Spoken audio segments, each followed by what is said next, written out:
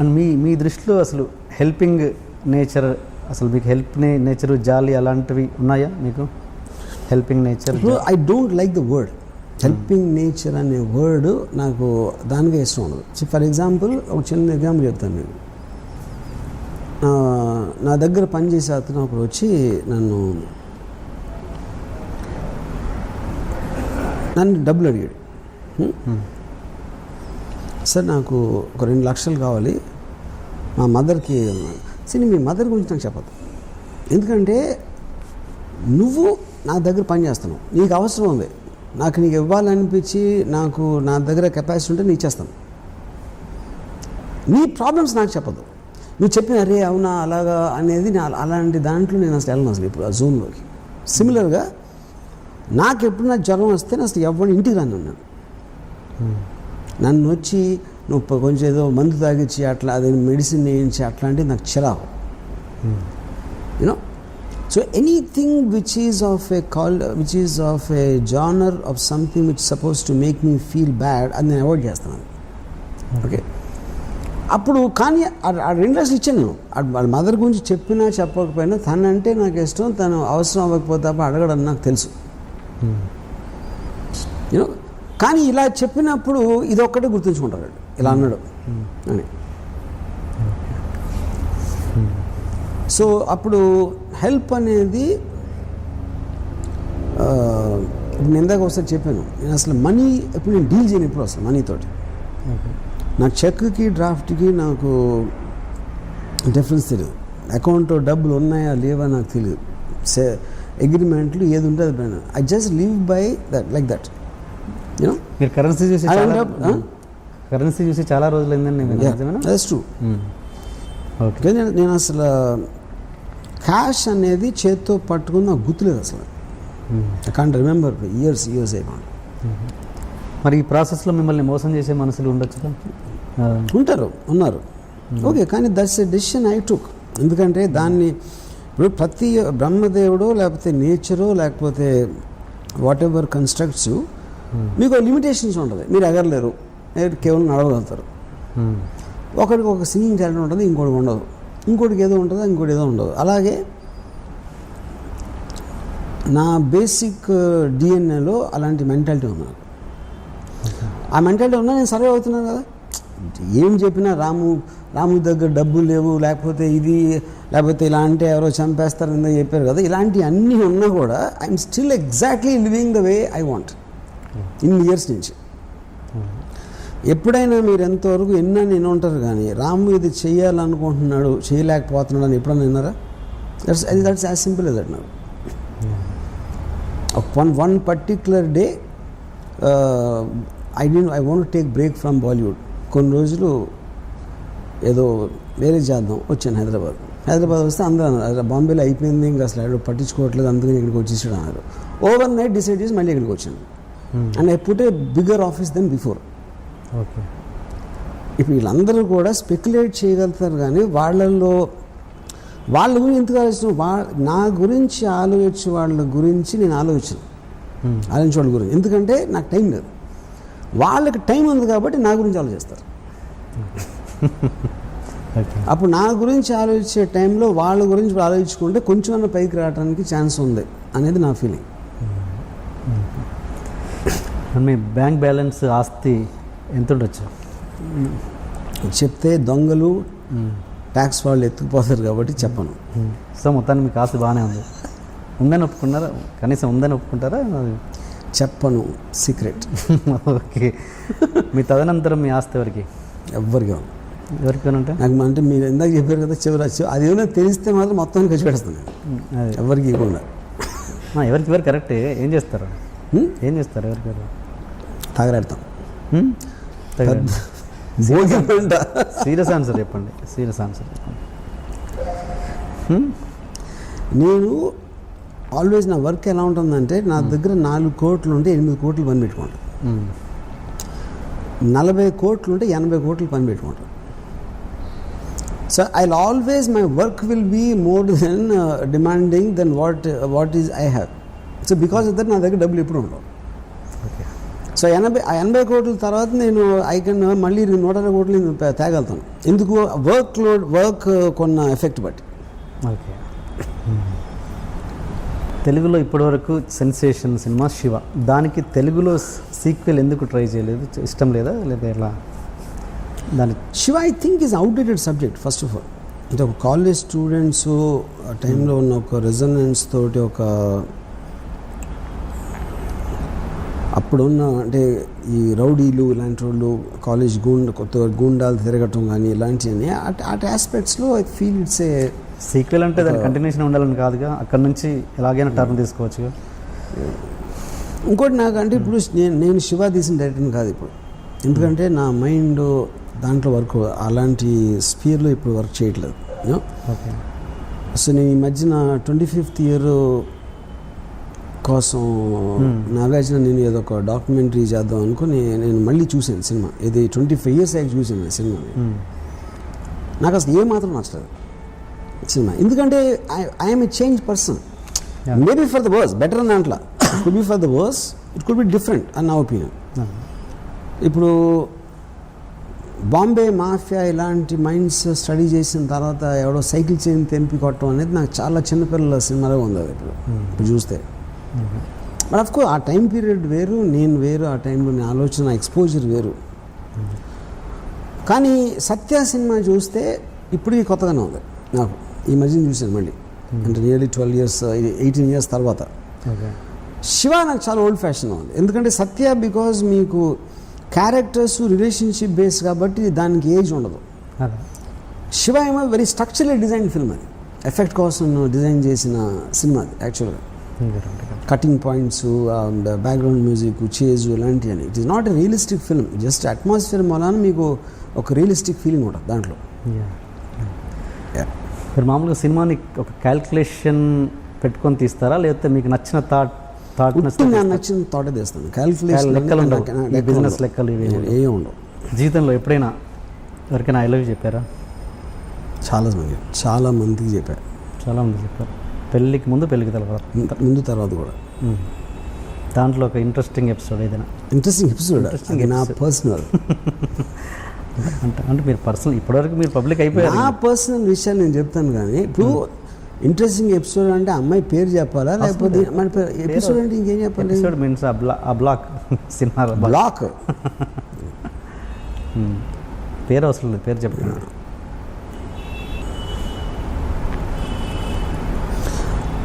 Engineering కాలేజ్లో ఉన్నప్పుడు ఒక సత్య అని ఒక అమ్మాయిని ఇష్టం. అమ్మాయి మెడికల్ కాలేజ్ అమ్మాయి. షీ వాజ్ అంటే ఆ టైంలో ఇంజనీరింగ్ కాలేజ్ కాంపౌండ్లో ఒక మెడికల్ కాలేజ్ కూడా టెంపరీగా ఉండేది. అంటే బిల్డింగ్స్ తర్వాత కడుతున్నారు, ఈ లోపల యూజ్ చేయడానికి అన్నట్టు ఒక బిల్డింగ్ యూజ్ చేశారు అనమాట. సో వాళ్ళందరూ ₹1,00,000 డొనేషన్ కట్టి వచ్చిన వాళ్ళు, మేమందరం 10,000 12,000 కట్టి ఇంజనీరింగ్ బ్యాచ్. ఓకే. సో మా అందరికీ కూడా ఒక ఇన్ఫీరియారిటీ కాంప్లెక్స్ ఉండేది. కానీ మెడికల్ కాలేజ్లో అమ్మాయిలు ఉండేవారు, ఇంజనీరింగ్ కాలేజ్లో చాలా తక్కువ. ఇప్పుడు దాంట్లో అందరికన్నా అమ్మాయి సత్య అమ్మాయి ఒక కారులో వచ్చేది, blue Padmini Premier college, Padmini Premier car. College కాంపౌండ్లోకి ఆ కార్ ఎంటర్ అవుతుంది. ఇప్పుడు కూడా కూర్చున్నారు, ఇన్ని ఇయర్స్ అయిన తర్వాత అసలు ఆ కార్ అలా ఎంటర్ అయ్యి రోడ్ మీదకి వస్తూ ఉంటే ఇక్కడ నా హృదయంలో బ్యాక్గ్రౌండ్ మ్యూజిక్ ఇవన్నీ. ఆ అమ్మాయిని ఎప్పుడు నేను దగ్గరికి వెళ్ళి అంటే నాకు తర్వాత పరిచయం అయింది, కానీ పరిచయం ఏంటంటే ఇంకొక ఫ్రెండ్ ఉండి ఉన్నాడు కాలేజ్లోనే, ఆడు కైజర్ అని, ఆడు చాలా అందంగా ఉంటాడు. అతని సిస్టర్ కూడా మెడికల్ కాలేజ్ అన్నమాట. సో అతని సిస్టర్ ద్వారా పరిచయం చేసుకుని నన్ను ఆడ బ్యాచ్లో ఒక గ్యాంగ్ వార్డ్ లాగా చెప్పాడు నా గురించి అమ్మాయికి. నేను కూడా ఎప్పుడు అంటే అమ్మాయి అందం ముందు కానీ స్టేటస్ ముందు ఎందుకు పనికిరాను అనే ఫీలింగ్ నాకు ఉంది కాబట్టి నేను ఎప్పుడు ఒక ఆరాధించేవాడిని, లవ్ చేసేవాడిని, కానీ ఎప్పుడు నేను అసలు ఏంటది అమ్మాయి నాది అవ్వాలి, వెళ్ళి ప్రపోజ్ చేయాలి నా ఆలోచన కూడా నాకు రాలేదు. And I use to think ఆ అమ్మాయి కైజర్తో లవ్లో ఉంది అని అనుకున్నాను నేను ఆ టైంలో. సో చాలా రోజుల తర్వాత ఇయర్స్ తర్వాత రియలైజ్ అది ఏం లేదు, అమ్మాయికి ఇప్పుడు నేనంటే ఇష్టం అని. అది ఇప్పుడు తర్వాత నా పెళ్ళి అయిపోయిన తర్వాత తెలిసింది. సో ఇది అదేమంటారు, దాన్ని ఎక్కవలసిన రైలు జీవితకాలం లేట్ అంటారు కదా, అలాంటిది మాట అది. మీరు ప్రతి వాళ్ళ విషయంలో ఇలాగే లేట్ చేస్తున్నట్టున్నారు, శ్రీదేవి విషయంలో కూడా. కరెక్ట్. మరి సో నేను నిజంగా లవ్ చేసిన అమ్మాయిలందరినీ ఇలాగే పట్టుకున్నా. మరి ఏదో ఒక టైంలో గుణపాఠం రావాలిగా, వచ్చి కరెక్ట్ టైంలో ప్రపోజ్ చేయడం, అది పాయింట్. కానీ ఇవన్నీ యాక్చువల్గా సత్య శ్రీదేవి ప్యారల్గా జరిగింది. ఎందుకంటే సత్య రియల్ పర్సన్, శ్రీదేవి గారేమో స్క్రీన్ మీద పర్సన్. ఓకే, అంటే శ్రీదేవి టాపిక్ వస్తే ఏంటి మీరు అన్నారు గుణ. నాకు ఇంకోటి ఒక విషయం ఏంటంటే, నేను శ్రీదేవి గారు అంటే ఆ టైంలో ఒక ఇది చెప్పాను, కానీ నాకు యాక్చువల్గా నియర్లీ ఒక 10 years నేను జయసుధ్ గారితో విపరీతంలో ఉన్నాను. ఒక కాలేజ్ టైం అంటే జ్యోతి సినిమా. శ్రీదేవి గారు యాక్చువల్గా it was more happen post ఏది మన mister India. Okay, mister India time నుంచి అంతకుముందు ఒక ఇది వేటగాడు టైంలో లేదా 16 వయసు టైంలో కొంచెం స్లైట్లీ సెక్స్ సింబల్ ఇమేజ్ ఉంటుంది. బట్ ఒక పర్సనల్ లెవెల్లో ఫ్యాసినేషన్ అనేది నాకు బాగా ఫిల్మ్ ఇండస్ట్రీలోకి వచ్చిన తర్వాత నుంచి స్టార్ట్ అయింది యాక్చువల్గా. అంటే ఫిల్మ్ ఇండస్ట్రీ అంటే నేను డైరెక్టర్ అని కాదు, నేను చెప్పేది ఒక అసిస్టెంట్ లేకపోతే సినిమాల్లో అన్నపూర్ణ స్టూడియో చుట్టూ తిరిగే రోజుల్లో అక్కడ స్టార్ట్ అయింది యాక్చువల్గా. ఓకే, ఒరిజినల్గా కాలేజ్లో ఉన్నప్పుడు అంతా నాకు జయసుధ్ గారు యాక్చువల్గా. అప్పుడు ఫస్ట్ టైము నేను అంటే ఆల్మోస్ట్ అబ్సెషన్ మాట జయసుధ్ గారు అంటే. ఆవిడ ఫోటోలు లేకపోతే ఒక జ్యోతి సినిమా వాల్ పోస్టర్ ఒక కాంపౌండ్ వాల్ మీద అంటించుంటే రోడ్ మీద నుంచుని ఒక గంటలు చూసి ఉండాలి, చూస్తూ ఉన్నాను. వాల్ పోస్టర్ మీద అంతే. తర్వాత ఒకసారి ఫస్ట్ టైం శ్రీవారి వచ్చినట్లు షూటింగ్ జరుగుతూ ఉంటే మా ఫాదర్ని అడిగి జయసుధ అక్కడ జయసుధ్ గారు కొంచెం దూరంలో ఆవలిస్తుంది. అంటే ఒక సినిమా స్టార్ కూడా మనిషిలాగా మామూలు మనిషిలాగా ఆవలిస్తుందని నేను తట్టుకోలేకపోయాను. I just was disappointed and I felt betrayed అసలు. ఇంకోటి స్క్రీన్ మీద మీరు చూసినప్పుడు ఒకరిని అంత పెద్ద స్క్రీన్ మీద లైట్స్, కంపోజిషను, మ్యూజిక్, డైలాగ్తో చూస్తారు కాబట్టి సడన్గా ఏమీ లేకుండా బేరుగా చూసినప్పుడు ఎవరైనా డిసప్పాయింట్ చేస్తారు, ఇర్రెస్పెక్టివ్ అది ఎంత పెద్ద స్టార్ అని అవును. సో అన్ని సంవత్సరం అమరదీపం అనే సినిమా థర్డ్ ఇయర్ ఇంజనీరింగ్లో వచ్చింది. అది మన కృష్ణారాంకిలో రాంప్రియ అని ఒక థియేటర్ ఉండేది. 7 సార్లు ఒక క్లోజప్ కోసం చూసాను ఆ సినిమా. జయసుధ్ గారు ఒకే ఒక క్లోజప్ ఒక పాటలో జస్ట్ ఒక మ్యాక్సిమం 3 seconds వస్తుంది అది ఆ షాట్ పాటలో. ఆ క్లోజప్ కోసం ఎగ్జామ్స్ జరుగుతున్న టైంలో 7 సార్లు చూసినాను కేవలం ఆ క్లోజప్. ఆ మిగతా సినిమాకి నాకు సంబంధమే లేదు అసలు. అది యాక్టింగ్ కాదు, ఆవిడ ఏం యాక్ట్ చేశారో అది కూడా కాదు. తర్వాత ఒక ఫస్ట్ టైం రావు గారి ఇల్లులో పని చేస్తున్నప్పుడు అసిస్టెంట్ డైరెక్టర్గా చేసిన రావు గారిలో తెలుసు. జయసుధ్ గారికి సీన్ పేపర్ ఏమని మా డైరెక్టర్ చెప్పారు తరణి. అంటే ఫస్ట్ టైం జయసుధ్ గారికి 2 అడుగుల దూరంలో నిలబడే అవకాశం వచ్చింది.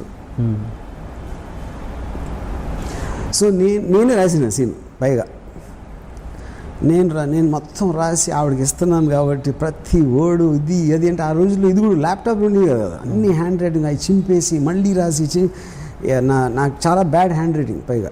తెలుగు రాయడం వచ్చా మీకు? Of course. నా హ్యాండ్ రైటింగ్ ఎంత అందంగా నా శక్తికి మించిన కృషి చేసి ఫైనల్గా సీన్ రాసి తీసుకెళ్ళాను. ఏది రాత్రి అంతా రాసి పొద్దున్న రాసి ఆవిడ షూటింగ్ వచ్చే టైంకి ఆవిడ కూర్చుని ఉంటే వెళ్ళి ఇచ్చాను పేపర్. నా మైండ్లో ఏంటి, ఆవిడ చదివి ఇంప్రెస్ అయిపోయి ఎవరు రాశారు అని ఒక బల్బులాగా ఆవిడ మొహం వెలిగి నేనే రాశాను అని చెప్దామని నా ఫ్లాష్ ఫార్వర్డ్ అయిపోయింది సీన్. ఆల్రెడీ మొత్తం బ్యాక్గ్రౌండ్ ఎడిటింగ్ చేసి నా మైండ్లో ప్లే అయింది అది ఆల్రెడీ చాలాసార్లు. నేను ఇవ్వగానే ఎన్ని పేజీలు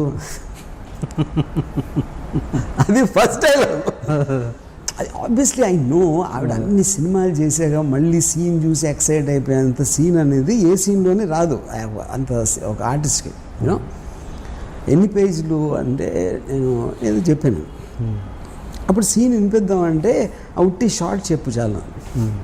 ఇప్పుడు ఆ సీన్ అంతా చదివి ఓపిక ఏది లేదు. అప్పుడు మొత్తం నా ప్రేమ నా ఆరాధన అంతా మీద ఒక చెంబుడు నీళ్లు టబాక్ వేసే అయిపోయింది అక్కడ. దాని తర్వాత మనీ సినిమాకి నేను ప్రొడ్యూస్ చేయడానికి ఆవిడతో మాట్లాడటానికి ఆవిడ ఇంటికి వెళ్ళాను. నేను ఇంకా తల దువ్వేసుకుని వేసి నాకున్న బెస్ట్ షర్ట్ అన్నీ వేసుకుని ఆవిడ ఇంటికి వెళ్ళి నేను బెల్ కొడితే తలుపు ఇలా తెరుచుకుంది. నాకేం కనపడలా. ఏం కనపడలేదు ఏంటంటే అది నితిన్ కపూర్ చెస్ట్, అది నా ఎదురుగా ఉంది అక్కడ. నేను ఇలా తలెత్తి చూసి అయిపోయింది, అక్కడితో నా స్టోరీ ఫినిష్డ్. అంటే పెళ్ళైంది అన్న విషయం నాకు తెలుసు, కానీ సడన్గా నితిన్ కపూర్తో నేను పోల్చుకుంటే నేను ఒక టీంగా ఒక ఏంటి ఇలా కొట్టేయండి వెళ్ళి హైదరాబాద్ చెన్నైలో జరిగింది. నేను వెళ్ళి హైదరాబాద్లో పడతాను. దాంతో నా లవ్ స్టోరీకి ఫుల్ స్టాప్ పెట్టింది అంతే. ఈ విషయాలను ఎప్పుడైనా డిస్కస్ చేశారా ఆవిడతో మధ్యలో? నాట్ ఇన్ వెరీ అప్పుడప్పుడు చెప్పాను, but not in so much detail. ఏమంటారు రియాక్షన్ ఏంటి? She won't believe it. అని ఇన్ని ఇలా చెప్పి మళ్ళీ శ్రీదేవి గురించి మాట్లాడతావు కదా, అది వేరే ప్యారలల్ ట్రాక్స్. అంతేగా. మీరు ఇప్పటికీ చాలామంది దగ్గర మీ దగ్గర వాళ్ళ దగ్గర ఇప్పటికీ గిల్టీగా ఫీల్ అవుతారని, ప్రపోజల్ విషయంలో చాలా లేట్ చేశాను అప్పుడు ఇదేనా శ్రీదేవి గారి విషయంలో ఇప్పటికీ గిల్టీగా ఫీల్ అవుతారా? What ever I said already నేను బుక్లో రాశాను, నా ఇష్టంలో రాశాను. అండ్ హిమ్మత్వ అమితాబ్ గన్స్ గన్స్ అంతా ఓకే ఓకే. అంటే దాని గురించి బోనిగా స్టేట్మెంట్ ఇచ్చేసి ఈజ్ అ పర్వర్టెడ్ మ్యాన్ అన్నట్టు కూడా ఇచ్చారు కదా. ఇప్పుడు మీడియా కూడా అడుగుతుంది ఇలా అన్నాడు దాని మీద, అంటే ఏమంటాడు బోని కూడా ఇస్తాడు. ఓకే. ఏది ఒకవేళ శ్రీదేవి గారు చాయిస్ బోనికా పూరి అయితే కనుక అంతకంటే బెటర్ చాయిస్ నేను కదా, అది నేను తొందరపడలేదు అన్నారు. దాని మీద మీ అదే కదా నేను చెప్పింది.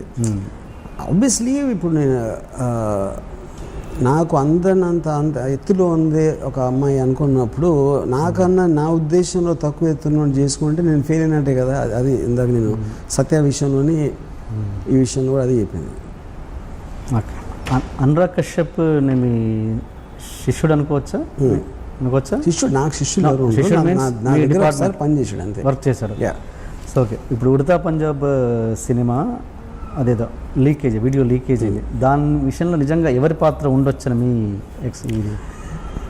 ఫస్ట్ ఆఫ్ ఆల్ ఒక సినిమా అనేది ఒక ఎడిటింగ్ రూమ్లో ఉంటుందని, ఎడిటింగ్ రూమ్లో మీరు పెడతారు సెన్సార్ పర్పస్ అని. అదే దాని మీద వర్క్ జరుగుతుంది ఒకసారి, అదే దాని మీద సౌండ్ ఎఫెక్ట్స్ వర్క్ జరుగుతూ ఉండొచ్చు, లేకపోతే రకరకాల జరుగుతూ ఉండొచ్చు.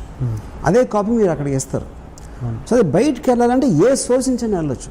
సెన్సార్ బోర్డ్ నుంచి వెళ్ళటం అనేది మాత్రం ఇంపాసిబుల్ అని నా ఫీలింగ్. ఎందుకంటే most of the time censor వాళ్ళు ఒక బోర్డు వచ్చి ఒక థియేటర్లో చూస్తారు. ఆ థియేటర్ మీద వాళ్ళ కంట్రోల్ ఉండదు, అది వాళ్ళకి ఎవరు ఫిజికల్గా ఇవ్వట్లా ఒక కాపీ తీసుకెళ్ళి. ఓకే. మనం వెళ్ళి ఆర్గనైజ్ చేసి ఒక థియేటర్లో పెడుతున్నాం. సో సెన్సార్ వాళ్ళు వచ్చి థియేటర్ వాళ్ళతో మాట్లాడేసి దాన్ని ఏదో కాపీ తీసేసి పెడతారు అనుకుంటాం అనేది నేను జరగదు. కానీ లీక్ ఇప్పుడు for example Pawan Kalyan cinema ఏదో లీక్ అయింది ఒకసారి, అత్తారండి దారి. అలాంటి ప్రాపర్టీ అంత ఒక 5-6 వేలు 10,000 15,000 జీతం తీసుకున్న వాళ్ళు 50 మంది దగ్గర ఉంటుంది ఒక కాపీ. అసలు ఒకసారి ఎవరైనా ఎక్కడి నుంచి చేసేది. సో ఒక పర్టిక్యులర్ దగ్గర నుంచి వెళ్ళింది అని అనుకుంటే మాత్రం అది తప్పదు. అవ్వచ్చు, నేను కాదని నేను అనట్లేదు. కానీ మీరు ఇంతమంది ఛాన్స్ ఉన్నప్పుడు మీరు కేవలం గొడవైంది కాబట్టి అక్కడి నుంచి ఇప్పుడు చాలాసార్లు ఫెస్టివల్కి వెళ్ళిన కాపీలు వచ్చేస్తాయి బయటికి. సెన్సార్కి లేకపోతే స్పెషల్ ఎఫెక్ట్స్ కోసం ఇచ్చిన కాపీ వచ్చేస్తుంది ఎక్కడి నుంచో బయటికి. అది వాళ్ళ దగ్గర నుంచి వెళ్ళిందా, మనం చేసినప్పుడు ఎక్కడి నుంచి వెళ్ళిందా అని ఎట్లా చెప్తారు ఎవరైనా? అంటే ఇదే ఈ వీడియో ప్లాన్డ్గా జరిగింది అంటారా, లేకపోతే ఏంటి ఇలా అలా ప్లాన్ కాదు? I don't believe that. Okay. అంటే నేను అనేది అదే, ఇప్పుడు ఏదైనా ప్లాన్గా జరగచ్చు, I'm not saying no to that. కానీ అది ప్రూవ్ చేయడం ఇంపాసిబుల్. ఎందుకంటే ఆ మోటివేషన్ మీరు సరదాగా చేయొచ్చు, లేకపోతే కోపంతో చేయొచ్చు, లేకపోతే ఊరికనే చేయొచ్చు అసలు ఏమీ లేకుండా. ఎందుకంటే మీ దగ్గర ఉంది వేసారు అంతే ఒక రాయి. ఓకే. మిస్చీఫ్ చేయటం అనేది చాలామంది మనుషుల్లో ఉంటుంది. పట్టుబడను అనే నమ్మకం ఉన్నప్పుడు చాలామంది అలాంటివి చేస్తారు. ఇంకోటి ఇప్పుడు అథాంటిక్ దారేది ఎన్నో రోజుల ముందు వచ్చేసింది. నాకు తెలిసి ఒక వారం ముందు వచ్చినట్టు గుర్తున్నారు. అయినా కూడా ఓపెనింగ్ తీసుకున్న ఫెంటాస్టిక్, ఏమీ డిఫరెన్స్ ఇవ్వలేదు దానికి. దీనికి కూడా సేమ్ థింగ్ భూమికి జరిగింది. అది భూమి సినిమాకి అమితాబ్ బచ్చన్ గారు భూము 3 నెలల ముందు వచ్చింది. అది ఏం ఫరక పడలేదు. ఇప్పుడు దీనికి కూడా అదే పరిస్థితి.